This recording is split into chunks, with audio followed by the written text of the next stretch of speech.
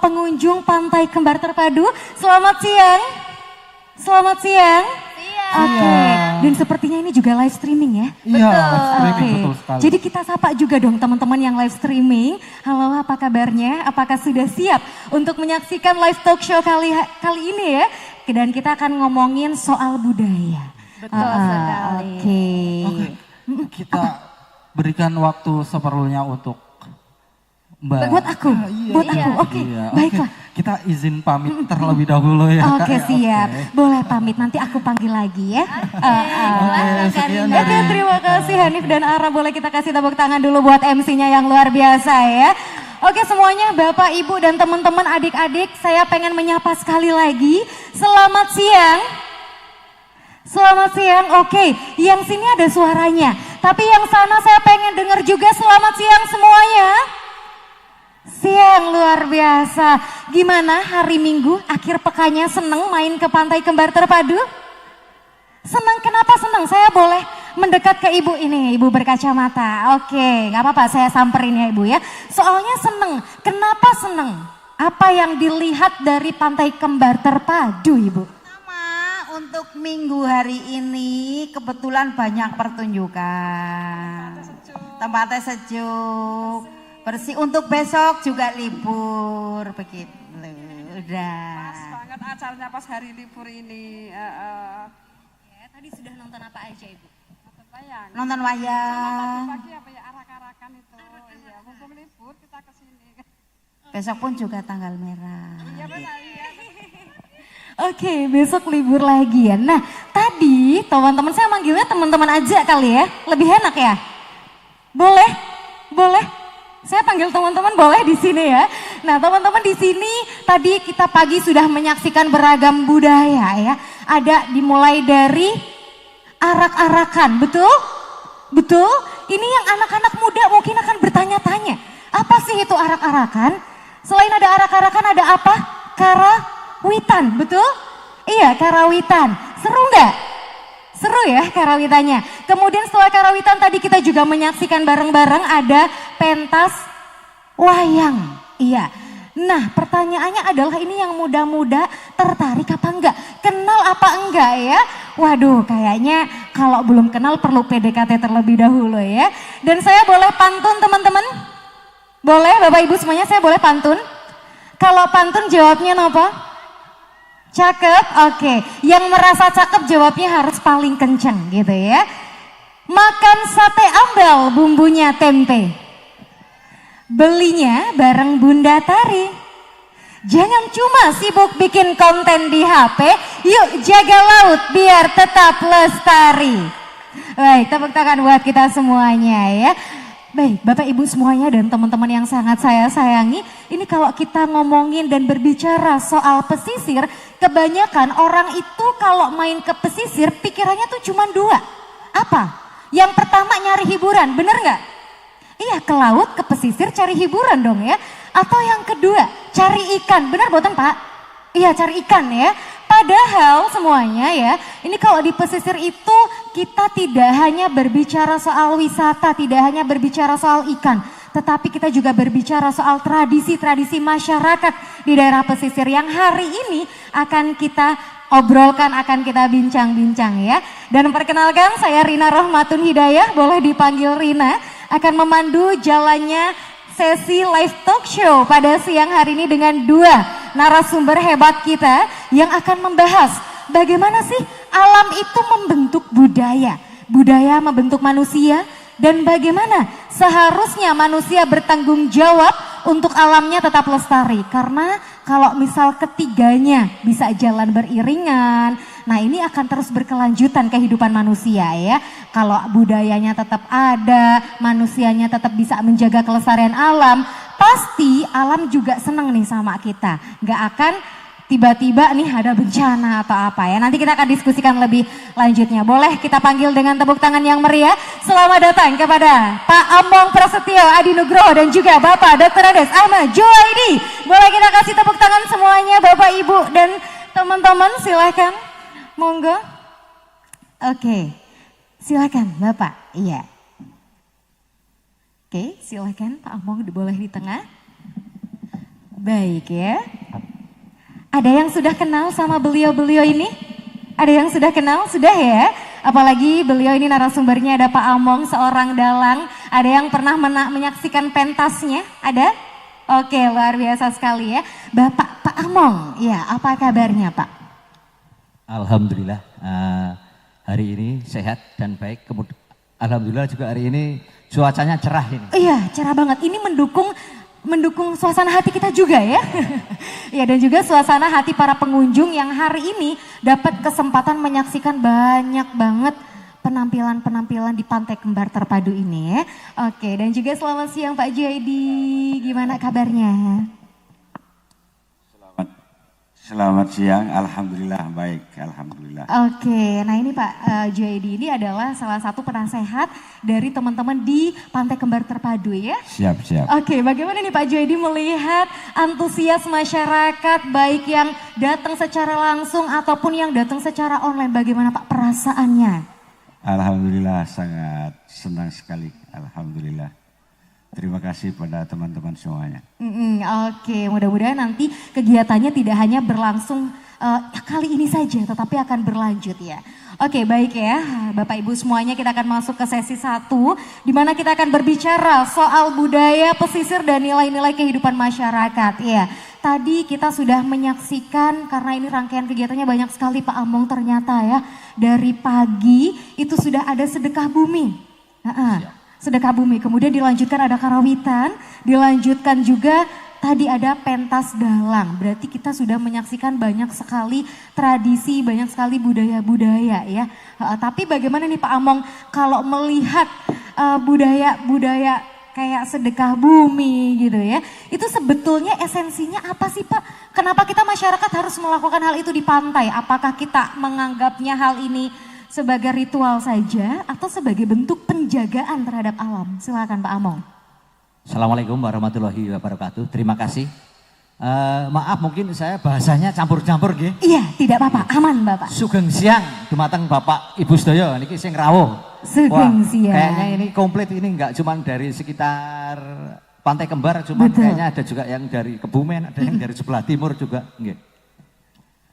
Terima kasih. Saya akan mungkin ini sebetulnya bukan narasumber, tapi saya belajar bersama gitu. Oke. Karena kebetulan saya juga hidup di daerah pantai. Saya berasal dari Ambal Resmi yang kebetulan rumah saya dan saya hidup sejak kecil cuman 1 kilo dari pantai. Oke, berarti tiap malam dengar suara debur ombak ya? Hanya ketika bulan kemarau. Biasanya kalau mongsor rendeng atau musim penghujan itu air laut tidak kedengaran. Tapi begitu musim kemarau itu dari 3 kilo, 4 kilo itu akan kedengaran. Bagi masyarakat pesisir ini sudah tidak aneh lagi. Tadi Bu Rina ngendiko soal budaya tradisi. Iya. Tradisi di pesisir pantai dari Kembar sampai mungkin perbatasan Bantul rata-rata hampir sama. Oke.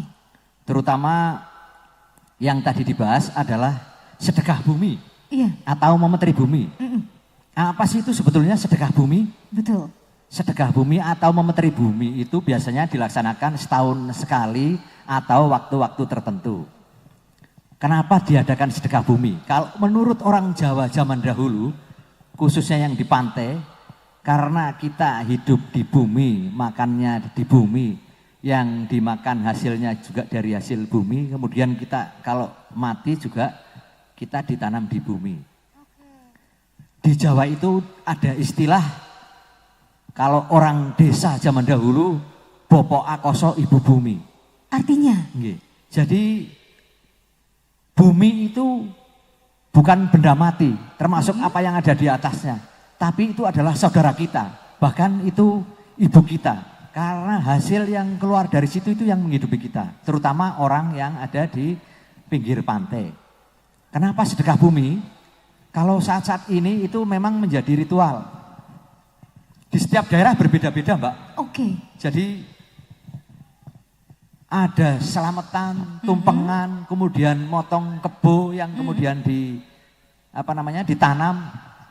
Tapi yang dikumpulkan untuk sedekah bumi yang pertama, biasanya itu entah kalau di sini hasil dari urunan atau arisan dari masyarakat, kemudian dikumpulkan. Begitu juga hasil yang diarak untuk membuat tumpeng juga hasil-hasil dari masyarakat. Artinya apa? Bahwa itu perwujudan rasa syukur karena kita sudah mendapatkan hasil yang baik dari bumi dan alam. Kemudian kita menyisihkan sebagian. Kalau orang dulu itu ada uninen seperti ini. Jupuk sak cukupe, yen wis cukup disyukuri banjur dibalekake. Nah, ini mungkin ada sedikit, waktu saya kecil itu juga ada pertentangan. Karena hasil bumi yang diarak, yang ditumpeng itu kemudian ada yang sebagian diperebutkan, ada yang sebagian ditanam atau ditaruh di tempat-tempat tertentu. Enggak tahu kalau di sini teng Pantai Kembar dan sekitarnya masih ada ancak atau selamatan enggak nggih, Pak Bu? Masih Ya, ada masih, ancak? masih, Oh, berarti masih. sama. Dulu waktu saya kecil menganggap, Pak, itu selamatan, ada buah, ada tumpeng ditaruh di sawah. Itu kan mubadir itu. Itu ngempani demit katanya. Iya, betul. Tapi ini ngendikanipun para leluhur. Kalau kata mbah saya seperti ini. Dudu ngempani demit. Orang mubadir. Orang hidup di dunia itu kita bukan cuma kita saja yang makan. Tetapi ketika tumpeng itu ditaruh di sawah, di perempatan, itu kemudian dimakan tikus, dimakan burung, bahkan nanti itu membusuk. Itu kita mengembalikan kepada alam. Nah, yang dikatakan demit itu kan barang ora keton. Dengan harapan kita, harapan kami dulu, kalau leluhur-leluhur kami, dengan ditaruh kemudian membusuk, terjadi proses penguraian mikroorganisme. Jadi tumpeng itu selain dimakan oleh tikus, kemudian oleh burung, itu akan diurai oleh kuman-kuman dan bakteri. Kalau mereka sudah tercukupi, maka diharapkan tidak akan menyerang manusia. Makanya ada kepercayaan, nek kelalen ora selamatan, kadang-kadang ono pagebluk. Pagebluk itu ya sebetulnya bukan demit, tapi adalah bakteri atau mikroorganisme atau virus yang menyerang kita. Oke, baik ya. Berarti itu kalau misalkan kita melihat ada yang sedekah bumi, terus ada yang naro-naro sesajen gitu-gitu. Itu sebetulnya bukan ngempani demit ya. Sebetulnya tidak. Demitnya jangan-jangan manusia itu sendiri ya. Kadang iseng soalnya kita. Kadang juga bukan hanya di pantai ya, bukan hanya di laut. Ketika misal di pojokan rumah atau di tempat-tempat yang rawan kecelakaan, itu kadang-kadang ada juga yang ngasih sedekah-sedekah kayak gitu. Apakah itu tradisi yang tadi seperti Pak Among sampaikan, mengembalikan ke alam, atau memang juga ngempani demit yang tadi tuh yang jahil-jahil? Seperti ini. Di Jawa itu sebetulnya itu adalah ilmu. Selamatan di Jawa itu biasanya itu pasti bikin jenang putih, jenang abang, jenang kuning, dan jenang ireng. Karena alam itu terdiri dari putih itu dari air, merah itu adalah api, kemudian kuning adalah angin dan bumi. Jadi harus ada kesesuaian kita antara hidup kita dengan alam. Ketika kita tidak memperhatikan keseimbangan alam, itu akan terjadi kerusakan atau berefek pada kita. Ada sedikit cerita ini, Mbak. Oke, gimana? Kalau orang dulu melihat sajen sudah langsung tahu, Pak. Oh, ini sajen untuk weton, anak lahir. Oh, ini sajen untuk alam. Jadi orang dulu melihat sajen itu seperti mendapatkan pelajaran atau pendidikan. Nah, ini sama juga ketika kebetulan saya waktu itu pernah buruh di luar negeri. Semua pelaku wisata yang ke luar negeri itu harus lulus namanya ECP, Environmental Compliance Program. Isinya tentang menjaga keseimbangan alam dan hal yang boleh dilakukan dan yang tidak boleh dilakukan. Apabila tidak lulus, maka tidak bisa bekerja di tempat-tempat wisata atau di tempat-tempat tertentu di luar negeri. Jadi mereka mengancam dengan larangan. Nah, kalau di tempat kita, ICP-nya nggih menika.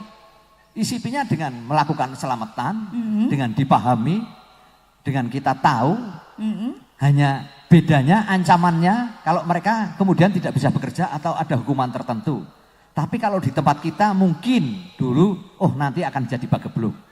Sebetulnya kalau itu dipahami, kita mengerti, leluhur kita itu luar biasa sekali. Oke, nah ini ngomongin tadi ada jenang abang, jenang ireng, ini jenang kita belum datang juga ya Pak ya.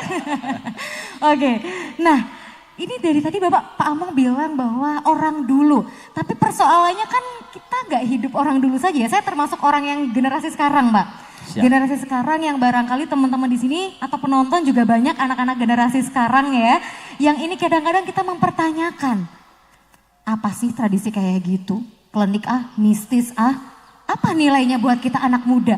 Bagaimana memahami agar bisa menjaga tradisi yang sebetulnya sangat luar biasa, sangat kental sama nilai-nilai luhur ini? Iya, terima kasih. Nah, ini PR. Ini memang challenging atau tantangannya. Nanti akan ada solusi mungkin dari Pak Jun. Seperti ini, yang jadi masalah itu adalah HEP.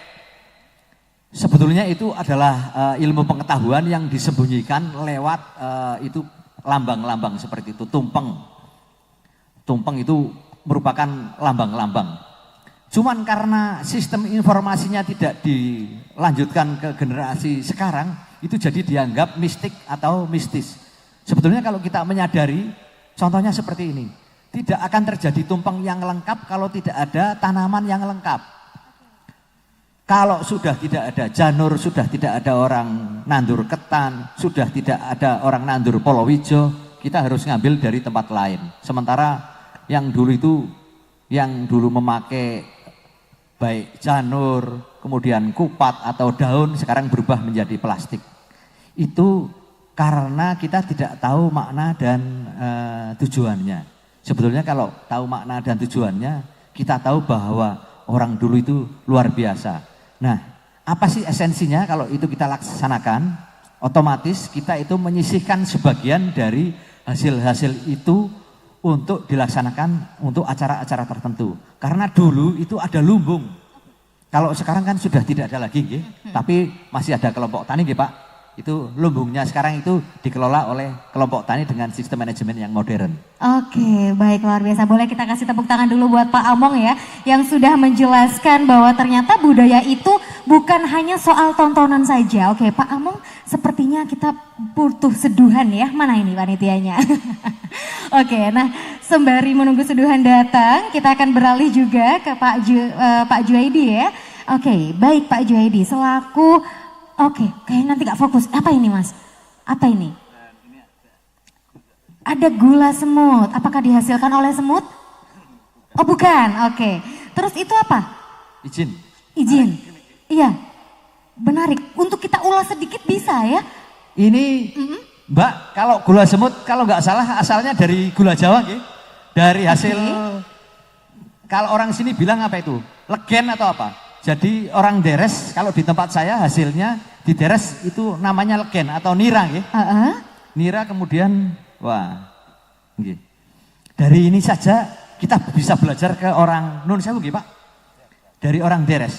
Kalau di tempat saya, kalau orang deres kelopo itu selama setahun, pasti 3 bulan dia tidak dideres. Karena ada masa-masa tertentu kalau dideres, kalau dijadikan gula menjadi gula gemblung. Oke. Kenapa? Bulan kedua sampai bulan kelima awal musim penghujan biasanya akar dari pohon kelapa itu untuk mengambil unsur hara tidak terlalu bagus. Makanya kemudian hasil gulanya tidak bagus. Nah, ternyata orang dulu biarpun penderes mereka hebat-hebat, Pak. Kalau dia tidak melakukan pengamatan dan penelitian itu tidak tahu. Oke. Ngaten, Mbak. Berarti ini gula semu juga salah satu ciri khas, salah satu budaya dari pesisir ya Pak ya? Luar biasa. Kalau ini mungkin kalau dijual menjadi gula Jawa biasa dan gula semut harganya pasti berbeda. Oke, baik ya. Nah sekali lagi Bapak Ibu semuanya, budaya itu bukan cuma soal tontonan ya, tetapi juga tuntunan. Bukan cuma sekedar cerita masa lalu, tetapi juga soal nilai-nilai yang harus tetap kita bawa sampai hari ini. Dan sekarang kita bergeser kepada Pak Juaidi ya Bapak. Kalau tadi Pak Among berbicara soal jiwa lewat budayanya, lewat tradisinya, dan sekarang ini Pak Juaidi selaku penasehat ya. Selaku penasehat dan juga pendamping dari teman-teman Pantai Kembar Terpadu ini tentunya menghadapi kondisi nyata di tempat pariwisata seperti apa ya, bukan hanya soal tradisi, tapi nih Pak kalau ngomongin soal wisata ya dan juga pelestarian alam itu kadang-kadang bertabrakan Pak. wisatawan kadang datang bawa uang, betul, ini akan memakmurkan masyarakat setempat. Tetapi kadang juga bawa sampah ya. Nah ini bagaimana Pak pengelolaan yang semestinya untuk menyikapi hal ini agar alamnya tetap lestari dan juga ekonomi lokalnya tetap jalan dan sehingga tradisi-tradisinya akan tetap ada Pak, silakan. Terima kasih. Sebelumnya, Assalamualaikum warahmatullahi wabarakatuh. Waalaikumsalam warahmatullahi wabarakatuh. Selamat siang menjelang sore. Oke, selamat siang Bapak. Saya Ahmad Junaidi minta maaf sebelumnya. Mungkin kalau ada nada dan bahasa yang kurang linear atau clear, minta maaf sebelumnya. Berbicara landscape pesisir, kita itu berpedoman kepada cara berpikir bahwa manusia ini hidup menguasai alam ataukah hidup menyesuaikan dengan alam. Oke. Secara sunnatullah, alam ini untuk manusia. Ya, jadi alam ini orang lahir ke dunia, alam sudah ada. Maka seharusnya generasi-generasi dulu itu tidak perlu khawatir. Karena sudah disediakan. Oke. Sudah disediakan semuanya. Maka di situ ada yang namanya tumpah darah tanah air hidup di situ. Maka pendekatan filosofi yang mana yang akan kita gunakan? Apakah kita itu menguasai alam atau mengeksploitasi alam ini? Ataukah kita hidup berserasi dengan alam ini? Ini konsep dasarnya secara filosofis. Kalau kita punya teknologi, karena menguasai alam itu berbasis modal dan teknologi, tentu mungkin bisa menggunakan pendekatan itu. Kemudian apabila kita tidak punya teknologi untuk itu, maka kita hanya berhidup memanfaatkan alam ini. Gitu. Kemudian landscape pantai. Bicara pantai itu bicara dua hal. Dikatakan pantai karena sebelah menyebelah itu ada laut, ada darat. Maka di tengah-tengahnya itu pesisir pantai namanya. Nah, pantai ini tentu berbeda landscape-nya. Ada pengaruh dari laut, ada pengaruh dari darat. Nah, sepanjang pantai Kebumen Selatan ini intinya isinya sama saja. Tapi penampakannya itu berbeda. Kalau kita lihat Desa Tambak Mulya, landscape-nya itu sebelah barat ada Gunung Kas Karangsambung, di bawahnya ada sungai, sebelah selatan ada laut. Maka dampaknya apa? Dampaknya kita harus melihat secara faktual, Kebumen itu punya dua waduk. Dua waduk ini ya, mengalir airnya kalau musim hujan dibuang lewat aliran tengah barat masuk ke sungai Suwuk, maka di sini banjir. Kalau musim kemarau gitu, air sudah dipakai di sebelah utara, maka di sini airnya enggak nyampe ke pertanian di sini. Maka di sini kekeringan. Itu satu sisi. Sisi kedua, bacaan landscape-nya dari sebelah timur ini angin, air masuk ke sini ditebingi oleh Gunung Kas Karangsambung. Dampaknya apa? Dampaknya di sini menjadi daerah bencana. Dari mana sumber bencananya? Dari laut, angin, dari gunung, air. Air itu filosofinya orang umumnya, laut dan sungai itu tempat pencucian. Bahasanya segala sesuatu yang masuk ke laut, oleh laut akan dimuntahkan ke darat. Itu filosofinya. Nah, itu filosofi, saya tidak mempertanyakan apakah ini benar. Gitu. Cuman masalahnya ada sampah di situ. Nah, sampah ini berbicara bukan mengalihkan dari satu tempat ke tempat yang lain. Teorinya adalah seluruh manusia di dunia ini penghasil sampah. Iya, betul. Maka sampah itu bukan masalah. Oke. Maka akar masalahnya itu adalah pada logika orang, otaknya itu yang bersampah. Oke, bukan pada sampahnya. Bukan pada sampahnya. Maka kami itu di sini berbasis edukasi. Oke. Harapannya syukur-syukur edukasi ini, nilai-nilai ini dipatenkan lewat tuntunan dan nilai-nilai dalam budaya. Oke.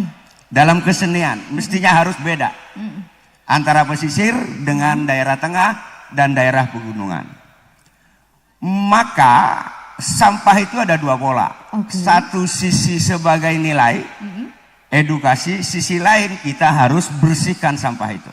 Oke. Sisi yang lain penampakan landscape ini pengaruh sebab akibat antara alam ini bagi orang pantai itu sangat tampak. Oke. Tampaknya di mana? Terlihatnya di mana? Nek bulan itu terbit, air itu naik. Gitu. Orang sini sudah paham itu bahwa dunia itu ada sebab akibat. Perubahan alam ini gitu, ada yang dideteksi, ada yang belum terdeteksi. Oke. Untuk mendeteksi itu perlu ilmu. Nah, disinilah kata kunci yang namanya konservasi. Kata kuncinya. Oke. Untuk apa mendeteksi itu tadi? Maka di sini semua penataan di sini itu berbasis mitigasi bencana. Oke. Itu yang pertama. Yang kedua, alam pantai ini karena perubahan pengelolaan, di mana di sebelah barat sudah ada stream estate, sudah ada jalan, dulu tidak ada jalan, bangunan dan lain-lain, maka alam ini akan berubah jenis, berubah bentuk, bahkan hilang. Maka kami mencoba apa yang disebut dengan namanya konservasi pantai selatan. Oke. Nah, masalahnya adalah bagaimana mengedukasi keberlanjutan ini. Sehingga kami dengan SDM sumber daya yang ada baru dapat mengkonservasi 2 hewan. Oke. Belum pada tumbuhan, belum pada ikan. Ya, jadi ikan pesisir itu beda dengan ikan gunung. Oke. Ikan air tawar pesisir beda dengan gunung. Nah, apa yang kami konservasi? Yang rentan. Oke, baik. Apa yang rentan? Yang rentan adalah hewan yang siklus hidupnya itu ada pada 2 alam. Oke. Misalnya penyu. Penyu itu ndak bisa bertelur di laut. Telurnya Di darat. di pesisir. Oke, di pesisir ya. Sidat ndak bisa bertelur di darat. Kebalikannya, sidat itu telurnya di laut. Nah, Oke. itu perbedaannya. Maka kami ambil dua ini sebagai edukasi. Yang lain-lain itu akan menyusul. Oke. Hewan apa saja sih suatu saat ini kan punah. Maka kami coba-coba, misalnya kami pernah melepas burung, berapa ribu burung di sini.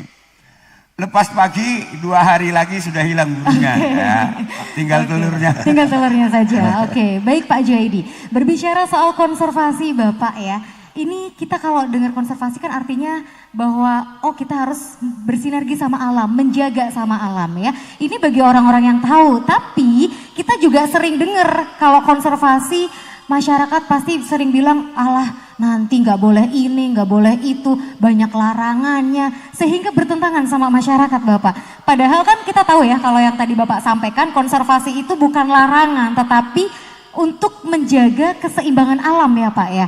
Nah ini bagaimana Bapak untuk menghadapi realitas masyarakat yang seringkali beranggapan bahwa konservasi itu ribet, terlalu banyak larangan ini itu, dan lain sebagainya. Kayak contohnya, ada penyu, ada telur penyu kan enak ya kalau direbus ya, dimakan, itu gak boleh. Sidat juga, nah itu gimana Pak? Silakan. Sebetulnya antara konservasi dan eksploitasi itu beda-beda dikit. Ya, sehingga cara membendahnya harus lewat regulasi, karena sudah semua dipatenkan lewat regulasi. Di sisi lain itu kebutuhan masyarakat. Nah, sebagai contoh ya, konservasi dan wisata. Kenapa Pantai Kembar ini tidak sebut kami wisata, tapi disebut konservasi. Wisata itu ada prasyarat, ya, ada SOP yang harus ditanggung oleh siapa yang mengelola. Itu yang pertama. Kemudian yang kedua, tidak sebut kami wisata, itu disebut kami konservasi untuk membatasi. Ya, membatasi itu tadi. Jadi kami itu kita memelihara alam, jangan sampai yang memelihara alam itu gitu justru kelaparan. Makanya kami tata berbasis mitigasi tadi. Salah satu contoh warung ini. Kenapa warung di sana sih? Karena menurut pemetaan kami di lapangan itu, pasang tertinggi siklus 25 tahun ini itu adalah tembok tanaman ke sana yang tidak boleh diapa-apain. Jadi di situ ada rumput, ada perdu, ada pohon. Cemara ini pelindung. Maka jangan sampai perlindungan ini biarlah orang datang berlindung di sini. Sehingga tidak terganggu ini. Jadi ada orang datang, ada orang berdagang, ya, tapi menghasilkan kepada mereka. Sehingga saling bersinergi, orang yang hidup di atasnya itu dengan alamnya berkeseimbangan. Oke, jalan Yang bareng. ketiga ya, keterpaduan. Bahwa alam ini tanggung jawab siapa memelihara alam ini? Alam ini tanggung jawab seluruh dunia masyarakat ini. Orang buang plastik, misalnya ini plastik apa ini? Di Kebumen dibuang ke sungai, plastiknya sampai sini. Kalau ini botol aqua, pabrik aqua juga ikut tanggung jawab ini kalau dibuang ada aqua ke sini. Sehingga kami tidak sendirian di dalam melestarikan alam ini. Seluruh punya tanggung jawab. Penyu di sini. Penyu ini kami lestarikan. Yang paling diuntungkan siapa sih? Yang paling diuntungkan yang nangkap ikan di laut itu. Tapi ngerti tidak dia bahwa kami membantu dia adanya konservasi agar ikan itu lestari gitu. Maka perlu kolaborasi, perlu informasi, perlu edukasi ke seluruh, tidak hanya orang sini. Nah, maka mereka seharusnya kontribusi. Karena kontribusi itu belum sampai kepada kontribusi, jangankan hanya kepada dana ya, informasi aja belum sampai.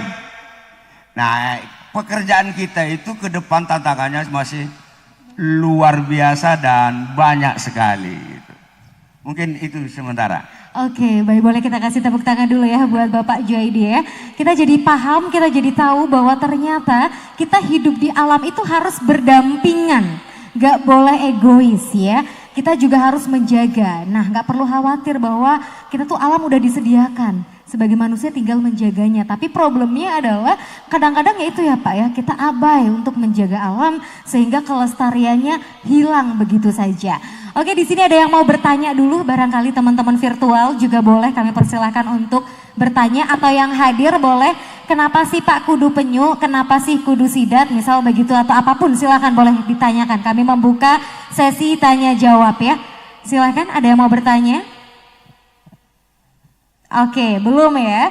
Sementara belum ini. Nah, Bapak masih ke Pak Juaidi dulu ya, masih ke Pak Juaidi.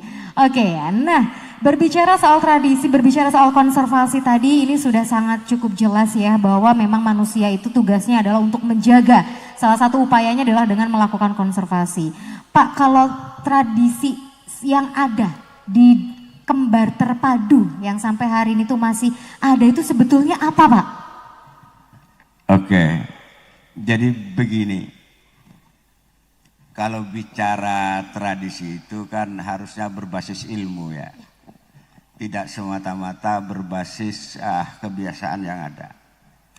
Tradisi orang Kembar ini, kalau nemu penyu zaman dahulu itu, ya, diambil, dibeleh. Oke.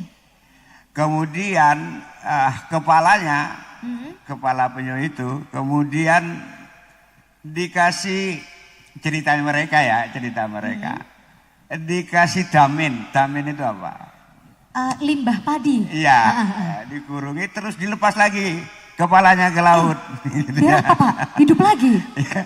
Ya itu karena tradisi tadi, ada kepercayaan kalau dimakan, kalau tidak dibuang harus kepalanya yang dibuang ke sana gitu, baru dimakan gitu. Nah, penyu itu sekarang di daerah sini itu punah. Tidak ke minggir lagi karena penyu yang paling langka. Ya, itu dia bersiklus ke seluruh dunia. Tapi di Papua itu sedang dikonservasi. Gitu. Itu penyu terbesar, penyu tertua, penyu paling rentan. Gitu. Jadi di tradisi kita itu belum sebetulnya dalam hal konservasi yang model seperti itu belum tertanam tradisi-tradisi itu. Nah, disitulah kami sebetulnya mengapa kami berbicara terpadu. Maka kami itu kepingin mengintegrasikan dalam bentuk tarian, dalam bentuk seni lukis, dalam bentuk seni pantomim atau tari, dalam bentuk seni apresiasi tembang dan lain-lain.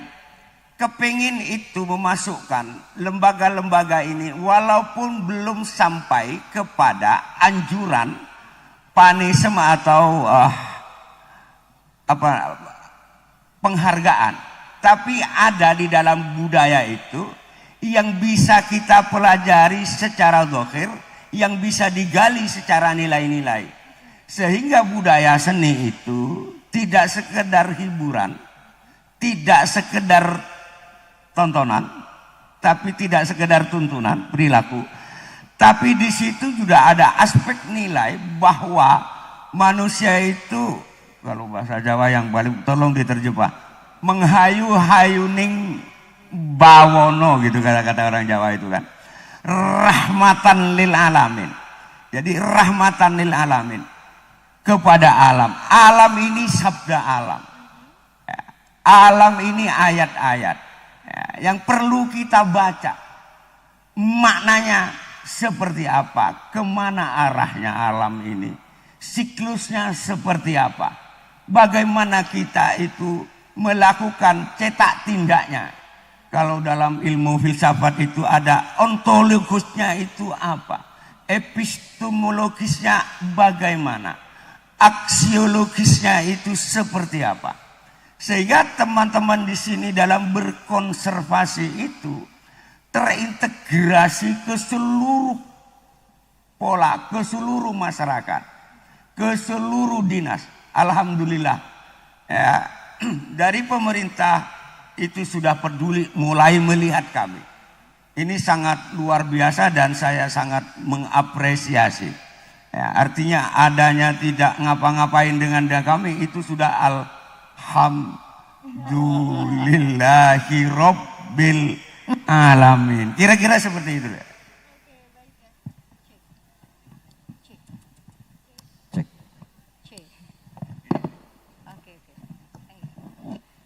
Oke, baik ya. Oh, bunyi. Sama dalangnya langsung bunyi ya. Oke, ini mantap sekali ya. Jadi ternyata benteng pertahanan terbaik itu justru bukan beton ya, bukan pohon-pohon ini, tetapi gimana manusia itu saling peduli, saling menjaga. Sadar bahwa alam ini ada untuk kita dan kita ya harus menjaga alam gitu ya Pak ya, kurang lebih ya. Oke, dan sekarang saya mau bertanya kepada kedua narasumber sekaligus dari dua kacamata yang berbeda, mungkin nanti jawabannya juga tentu saja akan berbeda ya. Satu dari kacamata pelaku konservasi, satunya dari kacamata budayawan ya. Nah, di satu sisi Bapak, kita itu kan kepengen memang betul pengen banget alam kita lestari lewat konservasi. Ya, lewat konservasi dan budaya tentu saja. Tapi di sisi lain, perut masyarakat kan juga harus tetap kenyang nih ya Pak ya. Gimana caranya untuk mempertahankan titik ekonomis dan konservasi ini biar saling jalan bareng-bareng dan kelestarian alamnya tetap terjaga Bapak? Silakan dari Pak Among dulu. Terima kasih. Mungkin agak sedikit saya kok tertarik tadi sebelum menjawab pertanyaan dari Bu Rina tentang penyu. Saya jadi ingat tentang cerita wayang ini. Kenapa kok ada penyu? Jadi di wayang itu ada cerita namanya ketika Dewa Wisnu itu ketika dunia ini rusak. Kalau di cerita pewayangan, saya jadi lupa ini judulnya. Itu kemudian berubah menjadi penyu dia. Berubah menjadi penyu, dia menyanggah bumi, kemudian laut itu diputer untuk mengembalikan kerusakan yang ada di bumi. Ini ada ceritanya. Karena bumi tidak seimbang, kemudian Bathara Guru ini mengangkat gunung dari Mahameru dipindah ke Semeru. Di satu pihak, Bathara Wisnu ini yang menjadi penyu ini. Dia sebagai penyeimbang. Wisnu artinya itu Wisnunggal, yang dimaksud itu masyarakat seperti ngendikanipun Bapak. Wisnu itu Wisnunggal masyarakat dengan alam. Baru itu keseimbangan itu bisa diangkat oleh Bathara Guru. Guru itu kan dia ada di Hendraloka apa Janaloka. Pikiran kita jadi terbuka untuk memindah keseimbangan itu dari Gunung Himalaya ke Gunung Semeru. Ini nanti akan menjadi ilmu tentang tenaga bahang, pergerakan magma dan sebagainya. Jadi ini kearifan lokal yang mungkin suatu saat kita akan diskusi lebih lanjut. Kemudian bagaimana yang harus dilakukan untuk menjaga, khususnya saya bilang tentang budaya. Ketika ini diberdayakan dengan baik oleh pengelola, oleh masyarakat, kemudian kita tahu bahwa ritual atau kebudayaan yang ada di sini dijalankan. Bukan semata-mata ritual dengan pemahaman, terutama dengan, kalau dari sisi budaya, ada istilah Purwo Madya Wusono. Jadi dari awalnya, zaman sekarang dan masa yang akan datang harus seimbang. Kita mengambil seperlunya, mengembalikan seperlunya, yang merupakan menjadi dasar kearifan lokal masyarakat. Saya yakin masyarakat ini sampai sekarang masih, nyatanya kegiatan-kegiatan ritual itu atau kebudayaan masih berjalan. Biarpun sudah mulai terkikis karena sistem informasinya. Namun ini bukan cuma kepada masyarakat saja harapan kami, tapi juga kepada pemangku kebijakan. Yang namanya kearifan lokal bukan hanya masyarakat saja yang harus sadar, tapi ketika pemerintah atau siapapun yang memangku dan mempunyai kebijakan itu juga harus punya rasa kearifan lokal. Karena daerah sini dan daerah lain itu berbeda. Budaya hidupnya di masyarakat. Ketika masyarakat itu menerima dan berjalan, maka budaya akan berjalan. Tapi ketika masyarakat tidak melakukan itu, maka kebudayaan dan kesenian itu akan punah. Jadi memang bukan cuman pemangku kebijakannya saja, bukan cuman masyarakatnya saja, bukan cuman budayawan dan yang peduli saja, tapi memang harus bersama-sama. Dan tentunya itu tugas yang terberat adalah generasi yang akan datang, Bu. Iya, generasi yang akan datang kita tuh harus ngapain ya? Nah itu nanti pertanyaan terakhir. Nah sekarang ke Pak Juyadi, dari kacamata konservasi bagaimana Bapak untuk mempertahankan titik ekonomis dan konservasi ini agar tradisi, agar kelestarian alamnya juga tetap terjaga Bapak? Oke. Generasi yang akan mendatang itu tidak perlu khawatir. Gitu. Karena kita lahir juga tidak bawa apa-apa, kemudian umur kita hanya seberapa sih, kita dibatasi oleh waktu dan tempat. Selagi kita mau belajar, selagi kita itu punya komitmen, selagi kita percaya kepada Allah Subhanahu wa Ta'ala, bahwa seluruh masyarakat itu sing ngempan iki Gusti Allah. Gitu. Bukan pribadi masing-masing. Olah kayak apa saja gitu. Kita memelihara alam ini sebagai kodrat manusia. Bahwa alam mau hancur mau tidak secara ideologis itu ada yang mengatur. Yang tertinggi itu Allah yang mengatur. Di bawahnya itu alam mengatur dirinya sendiri. Jadi kalau kata ketua pengelola itu, kenapa sih penyu itu dipindah telurnya? Kenapa tidak di lapangan saja? Gitu. Padahal penyu itu lebih tahu dirinya ketimbang pengelola, gitu kan? Lebih pinter dia, ngerti berapa suhunya, pulangnya, sakitnya karena apa. Kita itu hanya sedikit karena kita tahu, gitu. Masalahnya kita tahu sedikit. Satu saat bila kita banyak tahu dengan ilmu kita, gitu, maka bisa jadi penyu itu dengan penyunya telur di darat, bukan telur di laut. Sama dengan sidat tadi, tidak bertelur di laut, tapi telur di darat, gitu. Bisa jadi seperti itu. Oleh karena itu, generasi muda itu bukan yang dikhawatiri, bukan cari makan. Yang dikhawatiri itu kalau tidak punya ilmu. Oke, kalau tidak punya ilmu. Itu yang dikhawatiri. Newes tidak ada ilmunya dia ngapain? Iya. Gitu ya. Karena dia sendiri yang merusak dirinya. Maka komponen itu yang seharusnya diperkuat dalam sebuah edukasi. Oke. Bahwa manusia lahir ke dunia, Allah ini sudah menyediakan seluruh kebutuhan hidupnya. Bisa enggak mengelola antara keinginan dan kebutuhan? Okay. Kalau tidak bisa mengelola keinginan, stres hidup orang itu. Tapi kalau kebutuhan itu dicukupi. Kuncinya mestinya kan di situ. Bagaimana kita itu mencukupi banyak orang dengan pola konservasi. Maka tata kelola kelembagaannya itu harus ada proteksi. Jangan dibler semua. Ya, harus ada yang memimpin, harus ada yang mengkoordinir. Bukan bebas jor keluar seperti itu. Karena apa? Karena masing-masing itu kalau dalam lembaga lebih baik mengambil keputusan walau salah daripada jor keluar salah kabeh. Acur dunia nih. Kira-kira prinsip-prinsip kalau sampean itu iya ino, kaidah usul fikihnya itu di situ kira-kira. Usul fikihnya itu di situ.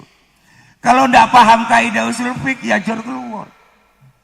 Maka tadi ada ontologisnya, ada epistemologisnya, ada aksiologisnya, ada syariatnya, ada fikihnya, ada tauhidnya kalau di Iainu itu. 3 kunci itu harus linear, kalau tidak seimbang secara menyeluruh kehidupan pribadi, sosial dan emosionalnya, itu tidak akan terjadi keseimbangan. Alam itu akan seimbang kalau logika kita itu imbang. Manusia ini, masyarakat ini tidak kosong ide. Selalu ada yang ingin dibicarakan. Ya, kalau tidak ada yang dibicarakan, diisi yang lain. Siapa yang banyak ngisi, itulah yang menjadi kebenaran, itulah yang menjadi kaidah, itulah perilaku masyarakat.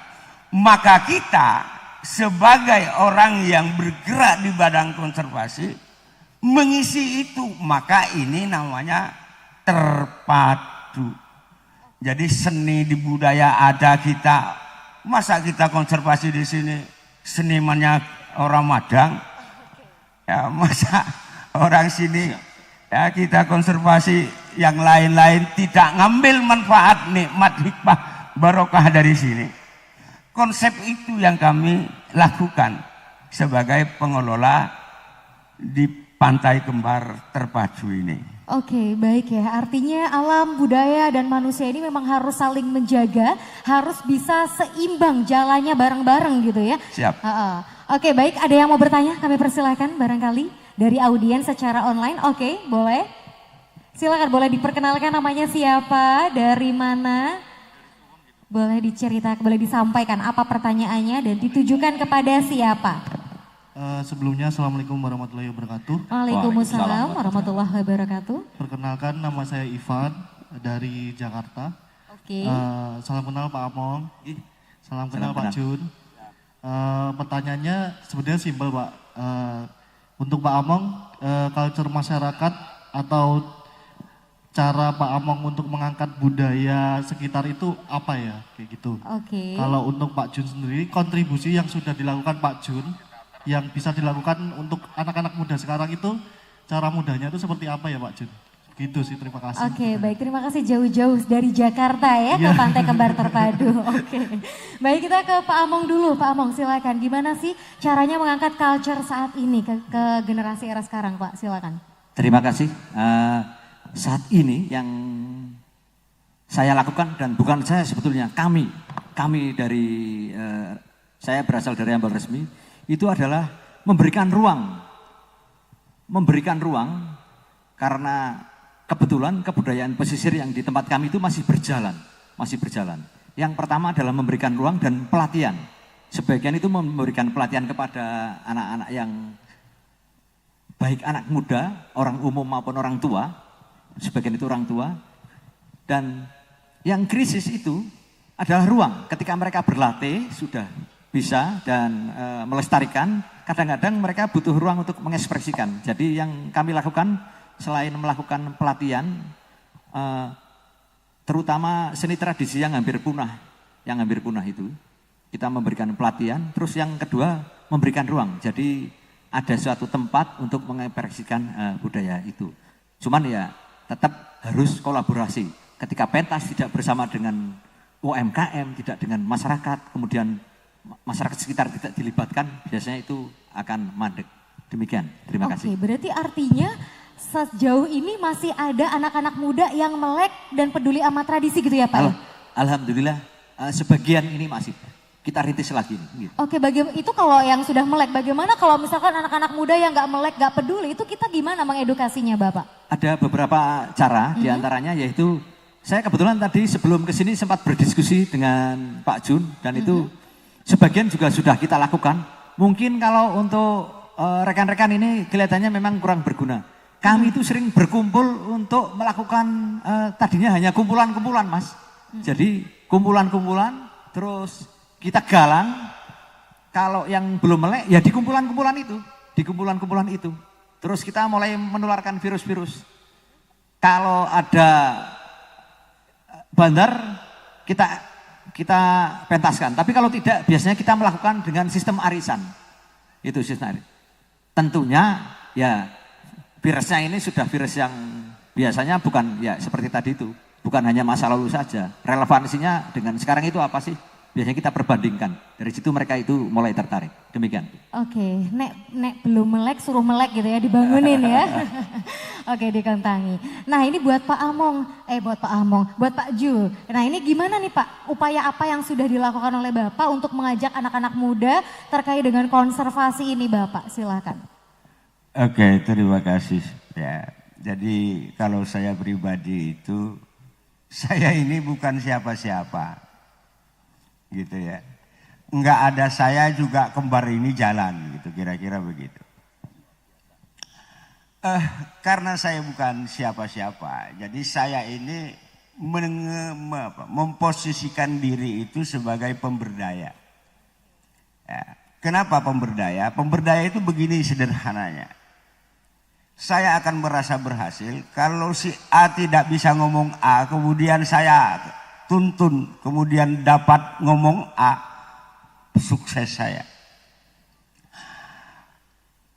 Orang tidak punya hasil, kemudian punya hasil 1 rupiah, sukses saya. Gitu. Maka itu nilai ibadahnya. Nah, maka jangan sampai lupa di situ. Tuhannya itu ketuhanan yang Maha Esa, bukan keuangan yang Maha Esa. Penyakitnya sekarang itu masalahnya. Kalau sudah kuasa, sudah jadi sesuatu, ya, merasa paling bisa. Padahal sudah ada sejarahnya. Maka kata kunci dasar itu adalah bagaimana kita terus-menerus belajar di sisi ya, satu ajarannya, yang kedua di logikanya, yang ketiga itu di etikanya. Yang sangat berat itu etika.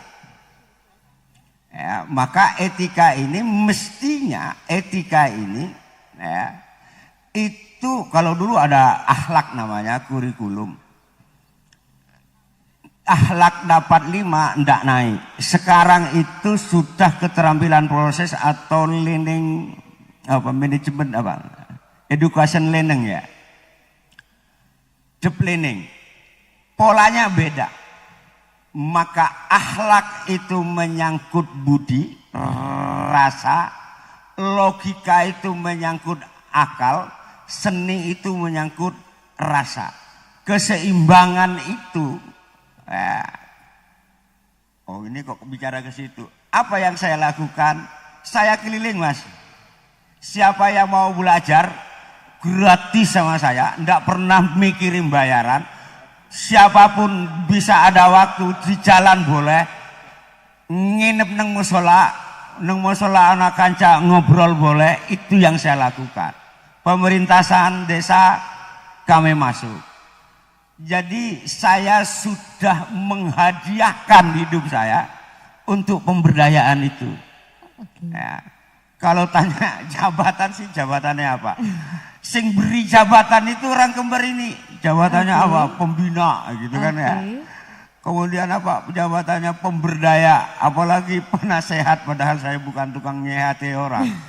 Disebut penasehat. Apa pendamping gitu kan.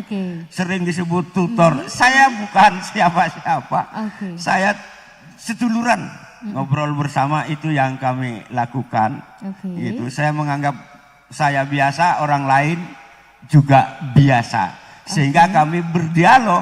Saya tidak memandang gelarnya. Yang saya pandang manusianya, karena assalamualaikum warahmatullahi wabarakatuh. Setara aja, nyaman-nyaman aja gitu ya. Cuman beda aja. Kau laki-laki misalnya, sebelahnya perempuan, hanya beda jenis. Anda mahasiswa, hebatnya saya dengan teman-teman di sini satu. Apa Pak? Lahir lebih dulu. Iya. Itu yang Lahir tidak lebih bisa dulu. mereka tandingi itu. Oke. Tidak bisa merubah itu. Kalau yang lainnya, mereka sudah lebih hebat dari saya. Jam terbangnya mungkin sudah lebih hebat dari saya.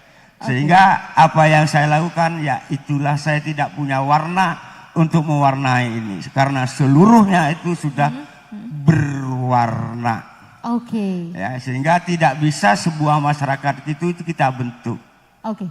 Hanya kita itu usaha. Besok tidak ada yang tahu alam akan seperti apa.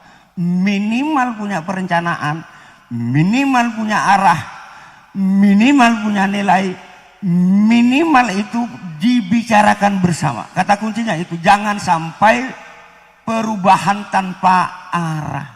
Oke, baik. Jangan Terima sampai kasih. perubahan tanpa arah ya. Artinya yang sudah dilakukan oleh Pak Among untuk mengajak generasi muda saat ini adalah beliau sudah mendedikasikan hidupnya untuk ngayomi, untuk ngajak anak-anak muda dalam membangun, membentuk sebuah perencanaan gimana sih nanti hidup Pantai Kembar selanjutnya gitu ya.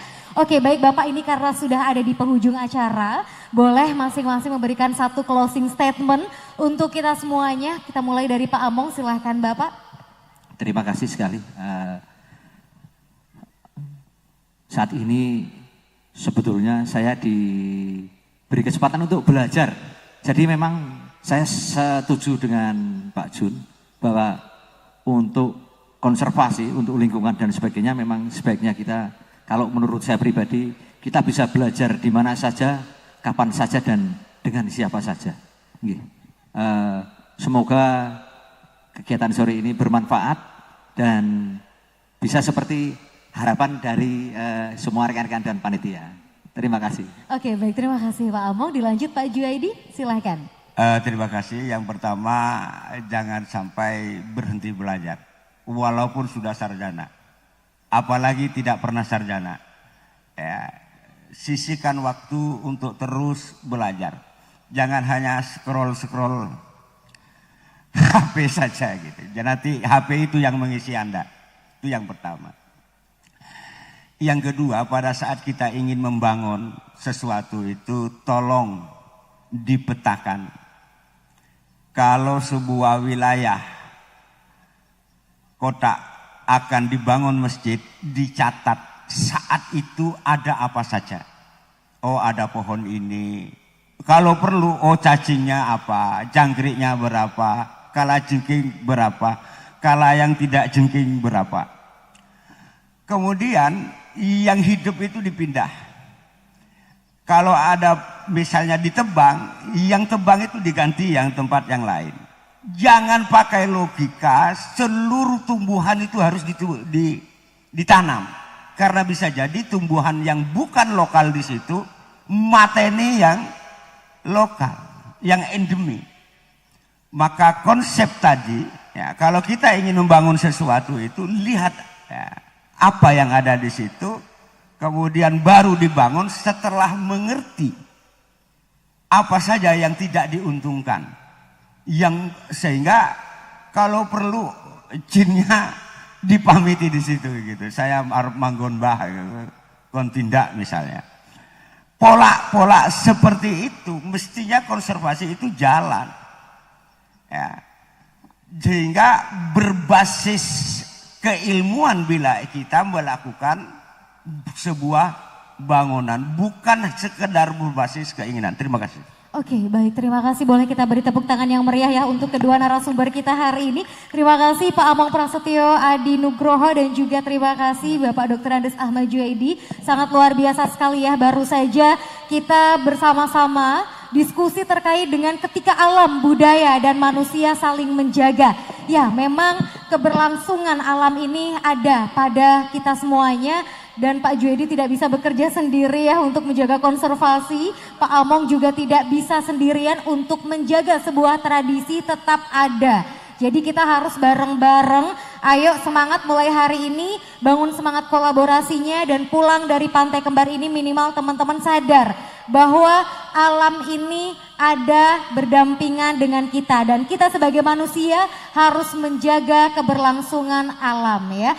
Baik semuanya dan saya akhir kata Rina Rohmatun Hidayah pamit undur diri. Mangan kupat nang pinggir segoro. Bukan pantun, bukan pantun ya. Mangan kupat ning pinggir segoro menawi lepat kula nyuwun ngapura. Terima kasih, selamat siang dan sampai jumpa. Wassalamualaikum warahmatullahi wabarakatuh. Waalaikumsalam warahmatullahi wabarakatuh. Baik, luar biasa sekali. Kita berikan apresiasi kepada narasumber dan moderator hebat yang sudah memberikan ilmu, berbagai ilmu pengalaman pada kesempatan kali ini. Terima kasih kepada Bapak Among Prasetyo, Adi Nugroho dan Bapak Dr. Andes Junaidi atas wawasan serta inspirasi yang telah diberikan. Ucapan terima kasih juga kami sampaikan kepada seluruh peserta yang telah hadir dan mengikuti kegiatan ini dengan antusias dari awal hingga akhir. Kemudian, baik sebelum menutup acara hari ini, mari kita lakukan sesi dokumentasi bersama dengan narasumber dan juga moderator kita yang luar biasa hari ini. Silahkan kepada Pak Junaidi, kemudian Pak Among dan juga Ibu Rina untuk melakukan sesi dokumentasi. Kami pandu, 1, 2, 3. Gaya bebas Bapak, boleh? Oke, 1, 2, 3. Satu kali lagi mungkin Bapak. Cukup. Cukup. Oke. Siap. Hadirin lagi dengan berakhirnya sesi dokumentasi Mbak Ara, maka berakhir pula rangkaian live talk show Suara Pesisir ketika alam, budaya dan kita saling menjaga. Asik. Iya Mbak Ara, tentunya kita tidak berhenti di hari ini juga dan di sore hari ini juga. Betul sekali. Nantinya kita nanti malam juga masih ada acara Malam Puncak. Iya, Malam Puncak dan juga pertunjukan teater seni budaya. Betul sekali. Benar sekali. Jadi buat seluruh masyarakat yang hadir sore ini nanti kami ajak bersama ya kembali untuk tentunya menyaksikan pertunjukan teater budaya yang pastinya akan seru dan luar biasa. Tentunya Mbak Ara, pagi sudah acara, sore sudah acara dan tiba waktunya kita untuk menutup ya dengan sesuatu yang tentunya luar biasa juga nih Mas. Benar banget. Dan berakhirlah sesi kita sore hari ini. Saya Hanif dan saya Ara. Kurang lebihnya mohon maaf. Wassalamualaikum warahmatullahi wabarakatuh. Sampai salam jumpa. Lestari dan salam budaya. Terima Sampai kasih. jumpa di sesi berikutnya. Terima kasih.